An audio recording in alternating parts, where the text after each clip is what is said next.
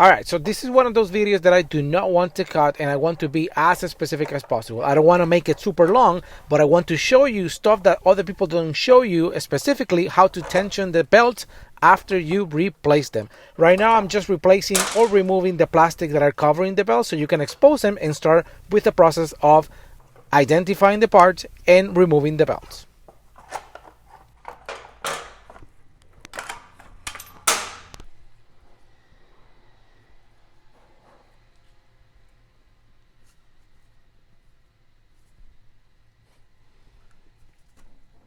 All right, so I want to bring you closer because I just removed the front cover, and the condition of the belt looks decent, but look at this. I can pull it with my hands, and I don't like that. That should be a little bit more tight, and I think it's tight enough, but maybe. Before we start, I'm going to do the test of the 5mm wrench and the 6. This is the 5. I'm supposed to be able to get a 5 underneath the roller. Or in some cases, some people also use it instead of just kind of rolling from side to side, they just pull and try to get it underneath it. So barely. And then the 6, I mean, with pressure, but I can do it.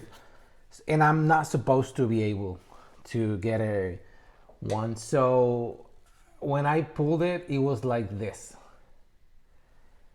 And that means that it has no tension, and this was gonna come off eventually. So I'm glad that I'm doing this. Okay, so now I'm going to proceed to remove the exhaust where the two belts kind of meeting here is right here. So it's always good to do it because otherwise you're going to be working uncomfortable, and that makes a mechanic unhappy. And when mechanic is not happy, things are gonna break. Okay, you don't have to, but you can unhook the O2 sensor and then just leave it hanging whenever you do the 2 bolting here. Although it's not completely necessary, removing partially the bodywork is going to help you to avoid having scratch in it, specifically when you're dealing with removing the top plastic that is covering the vertical head. Now proceed to remove the spark plugs so you can move your engine without having a lot of resistance. Now that I just removed the spark plugs, I'm not going to have the force of the spark plug and the compression just not allowing me to move the bike. So instead of using crank tool just to rotate the crank, I'm going to put the bike in 6th gear, and I'm going to rotate the tire. And that's going to be moving all the systems. So we're just gonna move all the pulleys all the way until we get to the marks, and we're just gonna constantly checking to make sure that they're all aligned. We're just gonna pull our marks and we're just gonna go with it. So I'm moving. Okay, I have the dot pointing this dot at the top. Okay, so hopefully you can see it here, but you have this dot aligned with this dot. Okay, if we go here at the bottom, you're going to see this dot aligned with a notch on the crankcase. You see the notch and you see the dot, so we're good.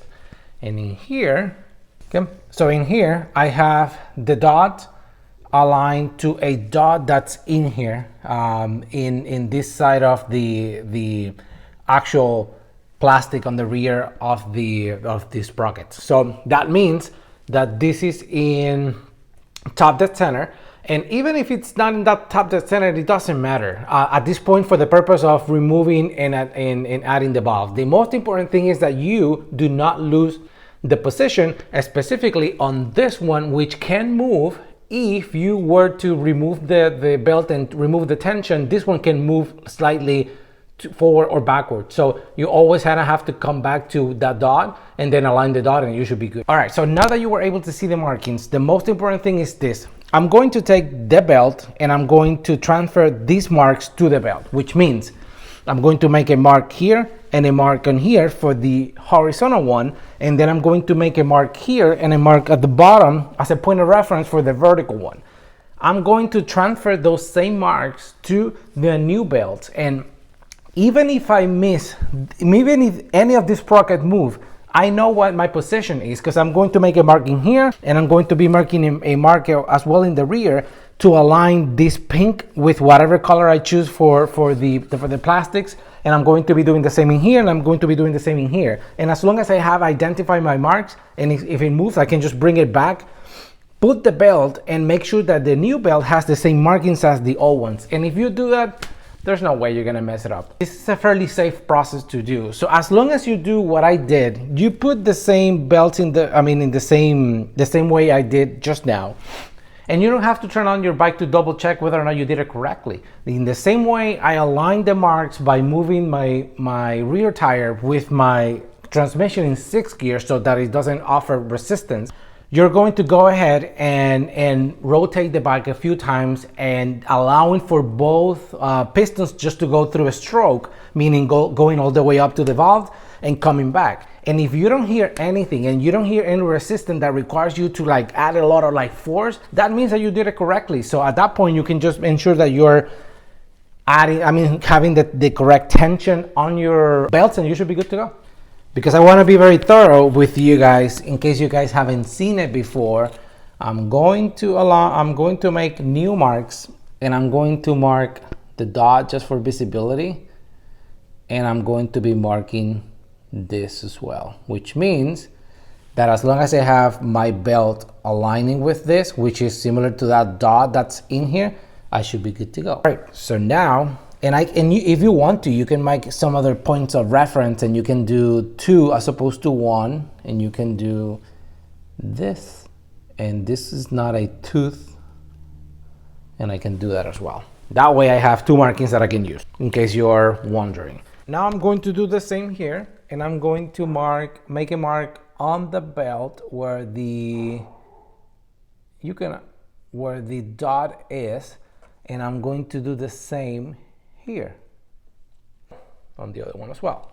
So in here you have the mark on the crank and you have the mark in the dot, so you don't have to really do anything besides marking your belt, which is the point of reference you're looking for. So in my case, I'm just gonna go ahead and do this, and I know that where that is, I need to have my belt position at that point.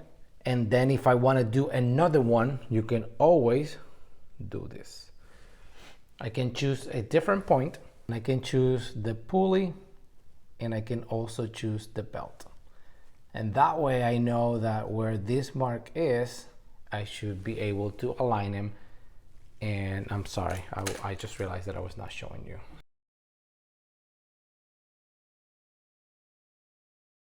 I don't think I showed the belts, but instead of going with the Ducati ones, which are the ones that I'm installing in here, I'm actually going to go with the CycleWorks ones, which are supposedly stronger. So I thought that was pretty appealing, and yeah, I just wanted to support CycleWorks, so I went ahead and bought those. So I'm at this point just ready to remove it after removing the tension on the 2 tension bolts on the vertical one as well as on the horizontal head.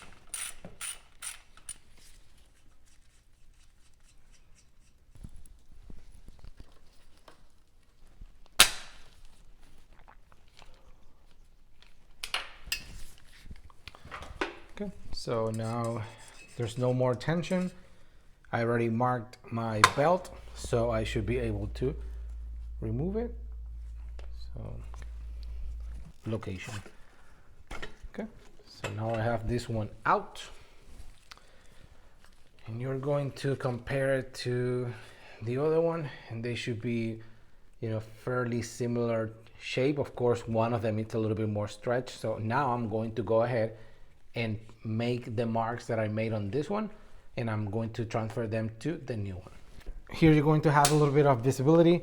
And the reason why I moved this is because I want this to go as straight as possible to avoid stripping the bolt. Okay, came out no drama.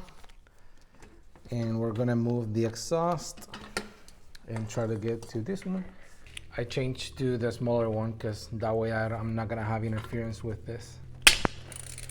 All right, no more tension at the top, but I have my marks, so I don't have to worry about. Now, I'm going to reposition the camera so you can see both sprockets at the same time, because I want you to be able to see if the one at the top moves, and if it moves, it's not a big deal because you can bring it back to the location.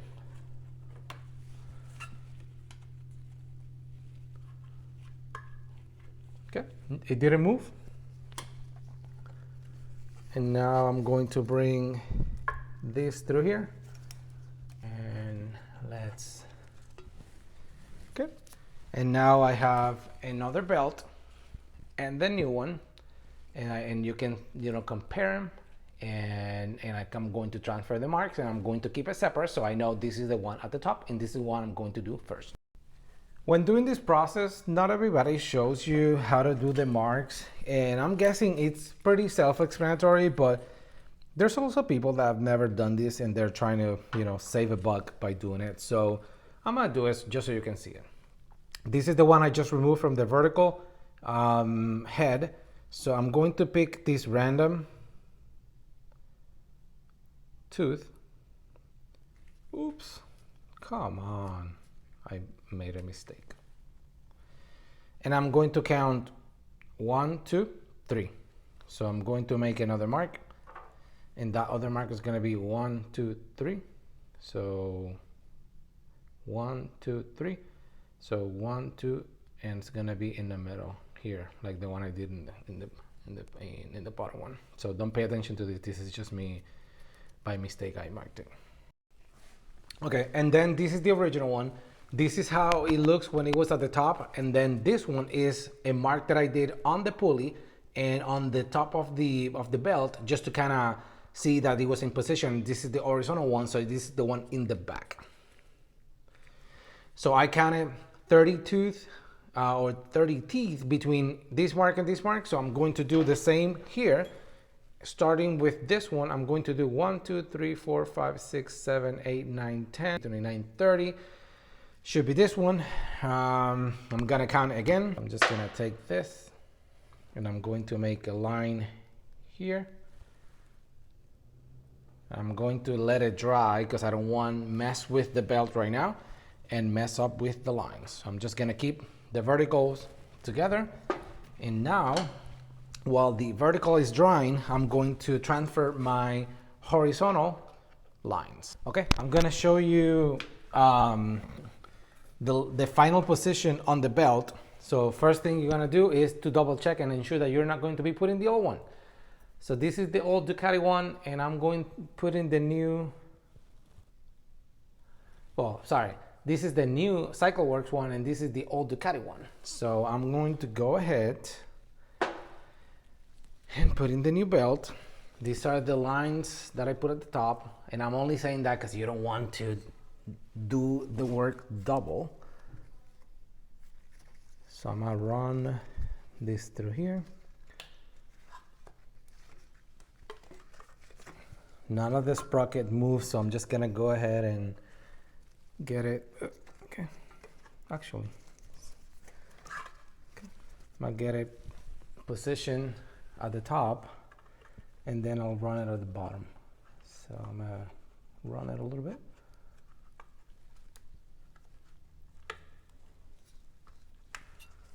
It's kind of pinched in here, okay. Now I move the cam.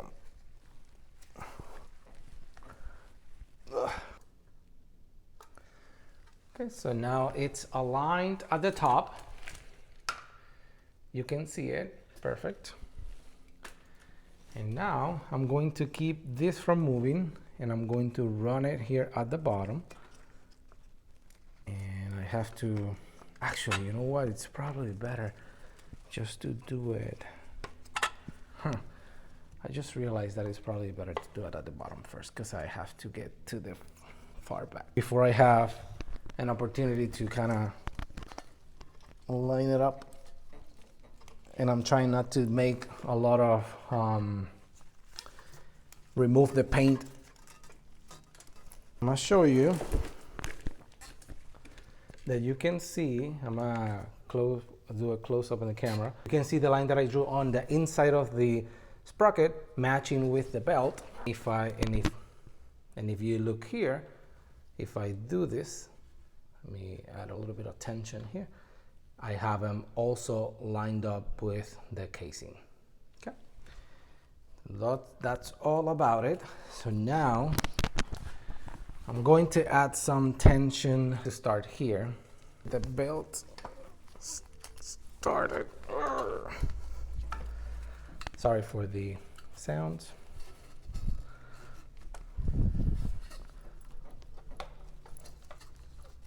Almost there. It's in.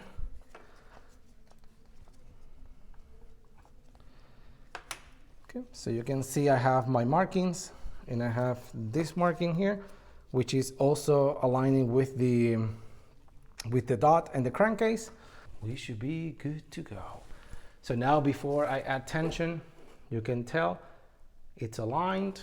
And in here, I have my line here. Of course, it was like this because it was with under tension, and then it was here with cause under tension as well.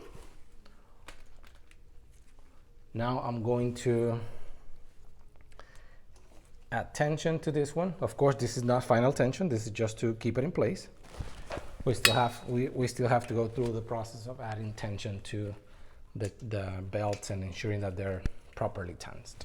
Now I'm going to do the fun part, which is moving the tire to get these two moving and ensuring that I have no contact between the valve and the pistons. Forward. Let's do this.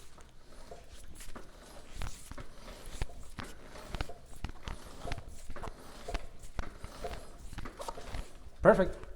As you can tell, motor is moving freely. No contact. So but I got some compression.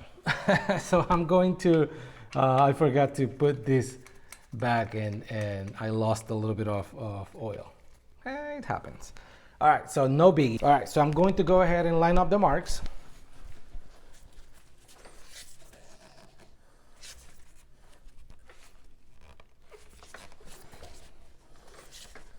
It's gonna be a while until I get all the marks. There you go, here we come.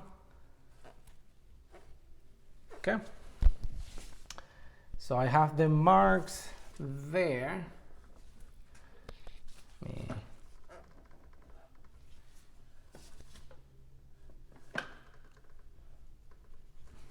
Okay, I have the marks. I'm checking the belts. Everything seems okay. And I see checking the tension. So right now this is at TDC. So I'm gonna go ahead and do, I'm going to do both methods. I'm going to do the frequency one, and I'm also going to do the 5 and the 6. So I know I told you that this is not final, but the test is that you should be able to maybe get a 5 in here, which this is a 5, but I'm not supposed to be able to get a number 6 hex in between the idle and the belt, and I can kind of get it, and I can see that I can pull a lot of the belt without a lot of tension. So that's not what I want. I really want it to be, a little bit more tense where this is not necessarily possible. So we're just gonna fix that in a second, guys. But essentially you are going to do like this was a guitar, and you're going to be measuring the peak frequencies or hertz that you get whenever you do this. And if you get anywhere consistent between 99 and 110 for 2-valve Ducatis, then you should be in a pretty good place.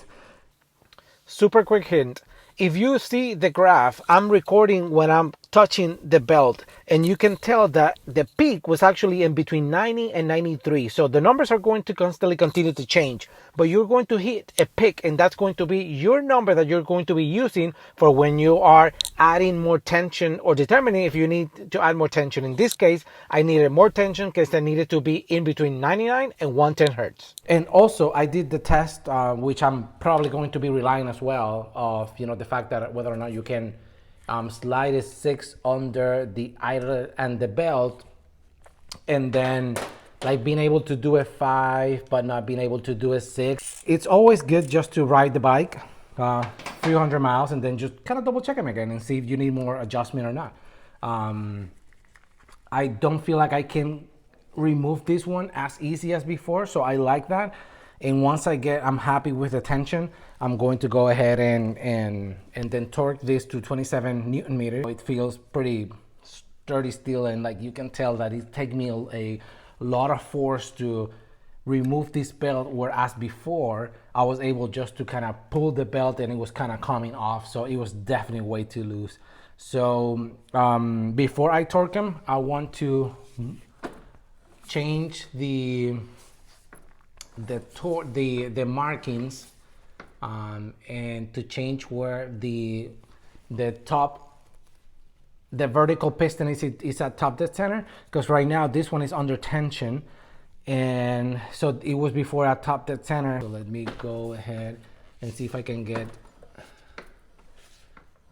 I'm going to go to the other side to double check with a screwdriver to see if the piston is at the top, and I'm going to double check that to see if I can double check the tension on this one as well. All right, so don't forget a super important step, and that is to torque both of your bolts. Perfect. I already checked the one at the top, but I always like to check the one at the bottom as well, and then just ensure that my measurements did not change. This is the number 6. I already did the frequency, so I'm feeling pretty comfortable with how my belts are, not coming off the same way they were coming out before. So I feel like they're pretty tight at a different tension, and then same for this one in here. So all right, so I feel pretty good. I'm gonna do for the road. I like it. Seems good. So now let's just put the bike together. If you make it through here, man, give yourself a pat in the back. This is a huge and nice thing to do. Easy, but like super important for the bike. So be happy and proud about it. This is the moment of truth. Everything has been put together. I already put the 2 spark plugs and connected the wires, as well as the crank sensor, which I hadn't refitted in the past. And now I'm going to turn it over, and so here goes nothing.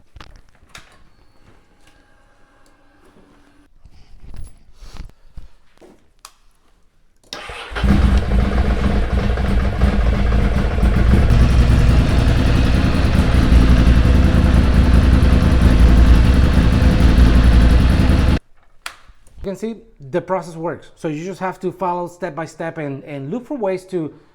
Don't do this in a manner where you are kind of trying to push through steps, and then just take your time. Try to enjoy as much as possible.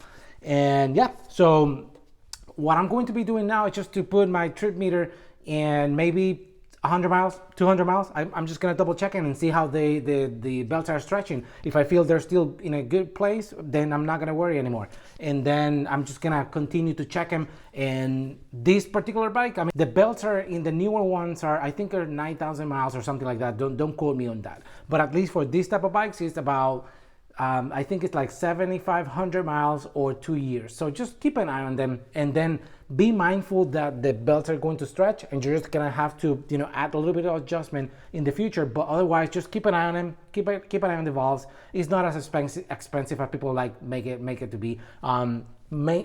Super easy process to do.